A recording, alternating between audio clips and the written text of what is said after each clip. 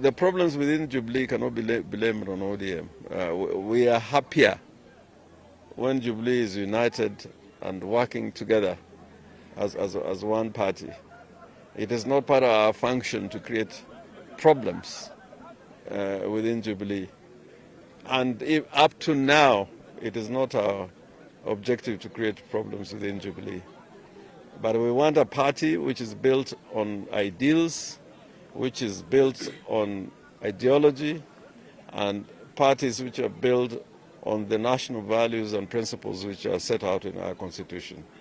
And we have parties which are well organized, with proper structures. In ODM, our structures are functioning and working in the branches, in the sub-branches, under the national level. And we've got leadership levels, we have cadres, and we work as one team, as one army. Therefore, we still urge our brothers within Jubilee to resolve that dispute so that, the energies of these two parties can be used to deal with the problems facing this country.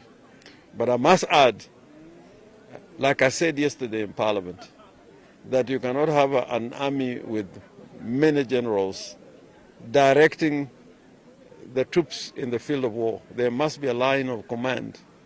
Napoleon succeeded in the wars because he had great generals, but who accepted Napoleon as their general?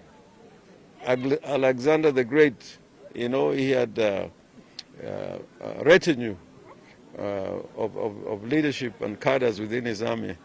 And that's why he had armies which could go through the expanse of Europe into Asia. Similarly, Jubilee is suffering from a problem from within. And I cannot remember a situation like in ODM that a meeting could be called and anybody within the executive would rally people not to attend a meeting, a national meeting called by the national leader of the party. It is unheard of. And lastly, I want to dispel the story that I saw in certain sections of the media that senators went to State House yesterday. That information is false. That is fake news. No single senator, as far as I'm concerned, yesterday stepped into State House. Therefore, that information should be corrected. And if anybody with any contrary information should actually quote his sources, because we don't do things because we have been called to State House or any other place. We do it because we have processed what it is and agreed that that is the right way forward. Thank you, Dr. Bull. Thank you. Well, you cannot find in ODM a member of parliament taking a contrary position to the party or to the party leader. That one is a no-go zone. The loyalty and loyalty to the party is a critical ingredient for the development of a democratic party. And ODM learned that lesson a long time ago.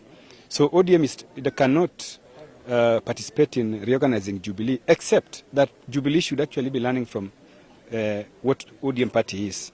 And I think most of them have learned. The likes of Murkomen and Nades tweet and say that, ODM Ikumbe is a more organized democratic party with structures. It is true, Jubilee is a young party if you compare Jubilee and ODM.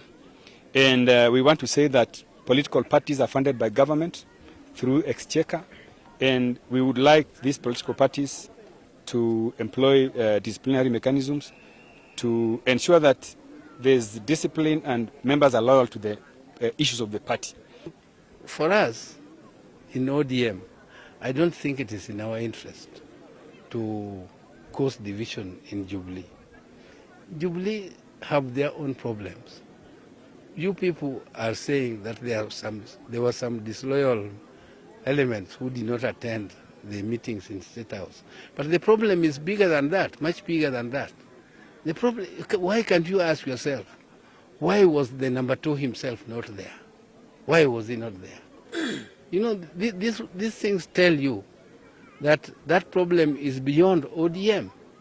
It's a problem within Jubilee, and I think that our president has been very tolerant over the years, you have seen some of the MPs and some of the people in leadership who are supposed to be implementing the agenda of Jubilee are the ones opposing Jubilee as if they are in the opposition.